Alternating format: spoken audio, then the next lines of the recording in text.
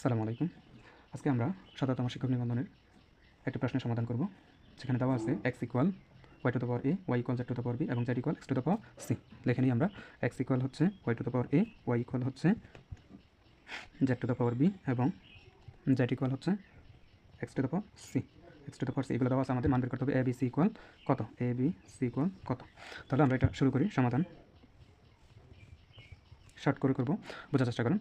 শুরুতে এক্স এর একটা মান দেওয়া আছে, ওয়াই এর একটা মান দেওয়া আছে, জেড এর একটা মান দেওয়া আছে। তাহলে আমরা এক্স যেটা দেওয়া আছে শুরুতে, এটা আপনি চাইলে ওয়াই দিয়েও শুরু করতে পারেন, জেড দিয়েও শুরু করতে পারেন। তাহলে এক্স থাকবে, ওয়াই এর একটা মান দেওয়া আছে Z to the power B, উপরে পাওয়ার আছে এ, এক্স থাকবে।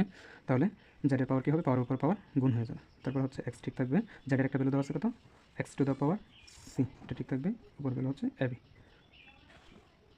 তাহলে X equal X to the power A B C. যেহেতু এখন দেখেন এই পাশে কিছু না, এই পাশে এক্স বৃত্তি, এই পাশে কত এক্স, এই বৃত্তির উপর পাওয়ার কিছু নাই, মানে কত আছে ওয়ান।